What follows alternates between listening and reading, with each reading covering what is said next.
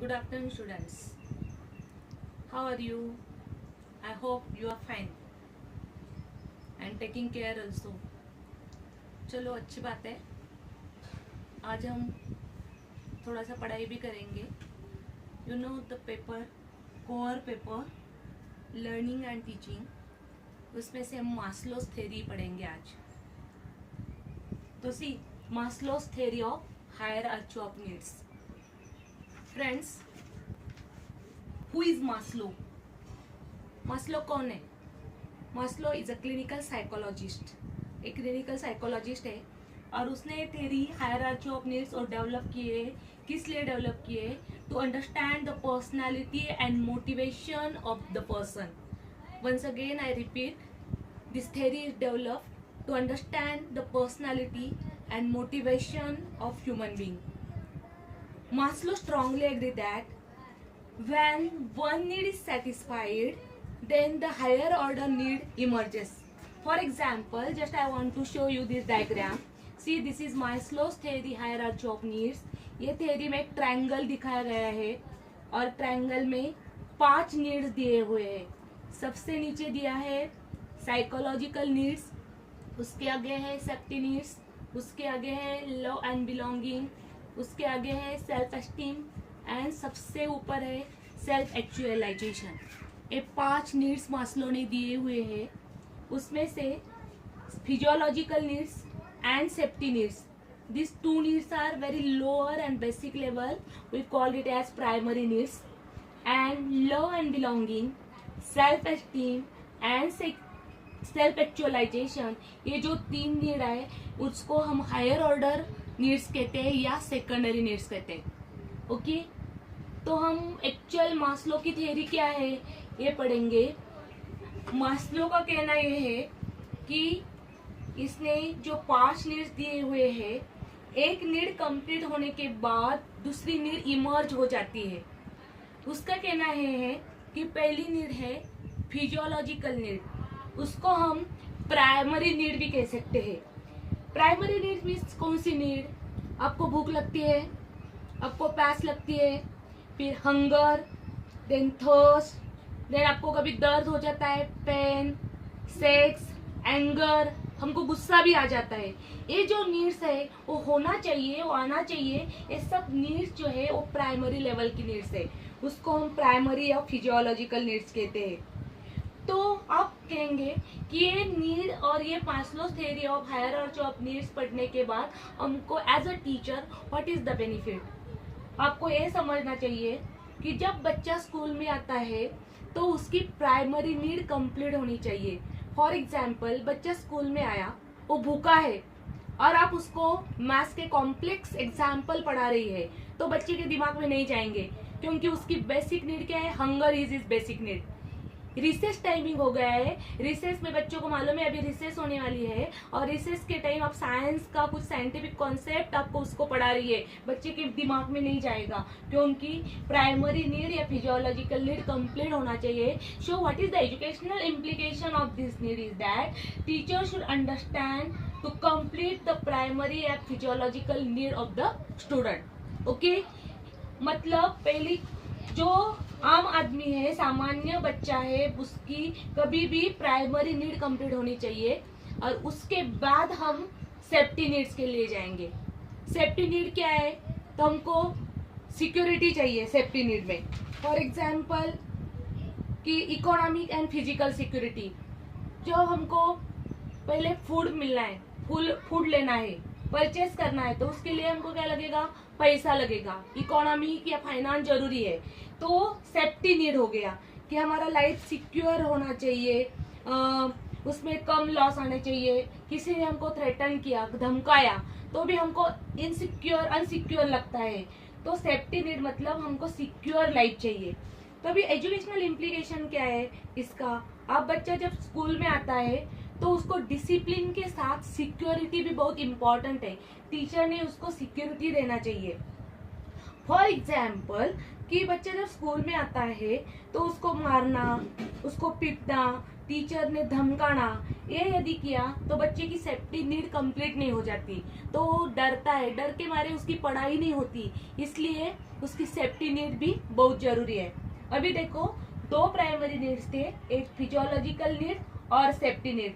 पहले हमको क्या चाहिए, प्यास आती है, भूख लगती है, भूख, प्यास, एंगर, ये कंप्लीट होने के बाद हमारी कौन सी नीड डेवलप होती है, इमर्ज होती है safety need. Security is very important. और ये दोनों नीड्स होने के बाद हमको तीसरी नीड डेवलप होती है, उसका है लव एंड बिलोंगिंग। मतलब ये दो नीड कंप्लीट होने के बाद हमको लगता है हमको किसी ने प्यार करना चाहिए, अफेक्शन इज देयर, हमको एक्सेप्ट करना चाहिए, बिलोंगिंग्स होना चाहिए। मतलब man is a social animal, हम बोलते हैं कि मनुष्य सामाजिक प्राणी है, तो उसको प्रेम, किसी ने तो उसको प्रेम करना चाहिए, किसी ने चाहना चाहिए, उसका कुछ, उसको फ्रीडम मिलना चाहिए, ये लव एंड बिलोंगिंग्स में है। तो अभी आप बोलेंगे एज अ टीचर हम क्या करेंगे, एज अ टीचर कि अपने बच्चों के साथ काइंड ट्रीटमेंट करने चाहिए, उसको स्ट्रॉन्ग मोटिव देना चाहिए, जब वो स्कूल वर्क करता है तो उसको अप्रिशिएट करना चाहिए, उसको एक्सेप्टेंस देना चाहिए, उसको लव करना चाहिए। अभी जब लव और बिलोंगिंग्स हो गया, उसके बाद आगे की नीड आती है सेल्फ एस्टीम। सेल्फ एस्टीम का मतलब क्या है, सेल्फ एस्टीम मतलब सेल्फ रिस्पेक्ट। कौन सा भी आदमी हो, छोटा बच्चा भी हो, अब पैदा हुआ बच्चा भी हो, उसको हर एक को सेल्फ रिस्पेक्ट होता है। Self esteem is very important, क्योंकि हर एक बच्चों को सेल्फ ईगो रहता है, इसलिए सेल्फ रिस्पेक्ट होता है। तो हर बच्चे को, हर आदमी को सेल्फ रिस्पेक्ट मिलना चाहिए, उसको रिकॉग्निशन मिलना चाहिए।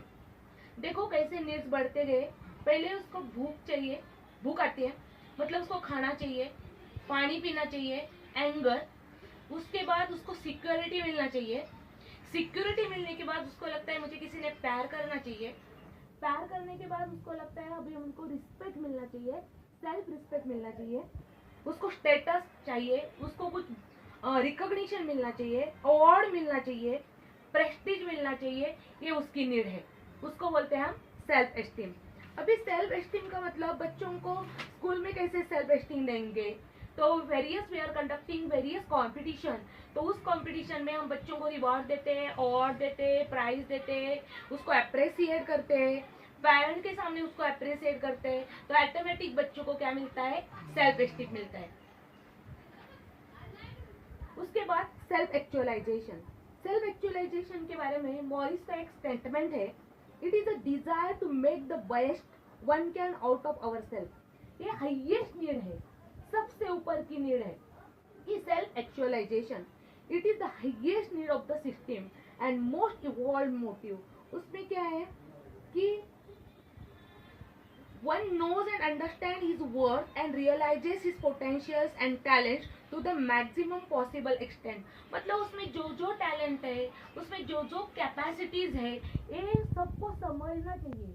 समाज में, पूरा विश्व में, समाज में जो सोसाइटी में वो रहता है, उस सोसाइटी में उस आदमी के लिए, उस बच्चे के लिए सबको मालूम होना चाहिए, ऐसा उसको लगता है, उसको बोलते हैं सेल्फ एक्चुअलाइजेशन। ये सेकेंडरी नीड्स है। एक्चुअली ये दो नीड्स, पहली फिजियोलॉजिकल एंड सेफ्टी है, प्राइमरी नीड्स है, love, self esteem and self actualization ये सेकेंडरी नीड्स है। एकदम हायर ऑर्डर नीड है सेल्फ एक्चुअलाइजेशन, कि जब उसको एक एक नीड उसकी कंप्लीट हो जाती है तो उसको ऐसा लगता है समाज में उसकी बहुत प्रतिष्ठा हो, नॉट ओनली प्रतिष्ठा बट उसको लगता है समाज में मुझे सबने पहचाना चाहिए, मैं एक वेल नोन पर्सन हूँ और सबको, सबने मुझे जानना चाहिए, इसको बोलते हैं सेल्फ एक्चुअलाइजेशन। अभी टीचर्स का रोल क्या है, teacher should help the student bye supporting and encouraging their performance. उसका मतलब क्या है कि बच्चों को टीचर ने सपोर्ट करना चाहिए, उसमें जो जो टैलेंट है, जो जो कैपेसिटीज है, उसका जो परफॉर्मेंस है, उस परफॉर्मेंस को पब्लिसिटी देना चाहिए टीचर्स को, तो ऑटोमेटिक बच्चे की सेल्फ एक्चुअलाइजेशन की नीड कंप्लीट हो जाएगी। Once again I repeat, Maslow's theory of hierarchy of need, ये डेवलप थ्योरी इसलिए की है कि मोटिवेशन पर्सन का, मोटिवेशन उसको और पर्सनैलिटी अंडरस्टैंड के लिए। मास्लो की थ्योरी में 5 नीड दिए हुए हैं। पहली है प्राइमरी या फिजियोलॉजिकल नीड, देन सेकंड है सेफ्टी नीड, थर्ड है लव ऑफ बिलोंगिंग्स, चौथी है सेल्फ एस्टीम और फिफ्थ वन है self actualization. Once again I repeat, this two needs, these are primary needs and these three needs are secondary needs. Now what is the educational implication of Maslow's theory of hierarchy of need? क्या educational implication है? इस पे 10 mark का question आ जाता है, long answer question आ जाता है Maslow की थ्योरी पे, और शॉर्ट नोट आई तो 5 मार्क की आ जाती है. तो एजुकेशनल इम्प्लीकेशन का है. What do mean by educational implication? Educational implication का मतलब as a teacher learning process में ये थ्योरी कैसे यूजफुल रहेगी. तो पहला है उसका एजुकेशनल इम्प्लीकेशन, तो identification of unfulfilled needs among the various learners. Teacher ने बच्चों के कि जो फुलफिल नहीं हुए उसके नीड्स, उसको आइडेंटिफाई करना सीखना चाहिए. जब बच्चा क्लास में ध्यान नहीं देता, कंसंट्रेशन का प्रॉब्लम है, जब टीचर्स पढ़ाती है तब ध्यान नहीं देता, तो कौन से नीड उसके अनफुलफिल है? उसको भूख लगी है क्या? उसको अनसिक्योर लग रहा है क्या? उसको प्यार नहीं मिल रहा है क्या? उसको रिस्पेक्ट नहीं मिल रहा है क्या? उसको सेल्फ एक्चुअलाइजेशन नहीं क्या? As a teacher we should understand this. Second, designing of measures of satisfy unsatisfied needs as a means of motivation. उसको कौन सी चीजों के लिए टीचर ने मोटिवेशन देना चाहिए, ये टीचर को समझना चाहिए. Then it provides some guidance to teachers and educational administrators. और ये थ्योरी जो है एजुकेशनल एडमिनिस्ट्रेटर्स और टीचर्स को एक प्रकार का गाइडलाइन देती है. Just I want to cite one example कि पहली जो नीड है फिजियोलॉजिकल नीड, जो बच्चा भूखा रहता है तो क्लास में नहीं पढ़ाता, इसलिए गवर्नमेंट ने मिड डे मील की प्रोविजन की है. स्कूल में मध्याह्न भोजन दिया जाता है कि बच्चा भूखा नहीं रहना चाहिए, रिसेस के बाद वो पढ़ना चाहिए. So this theory gives some implication to educational administrator. Then it is very simple to understand and has an initiative appeal. कि ये थ्योरी इनिशिएटिव अपील देती है सबको.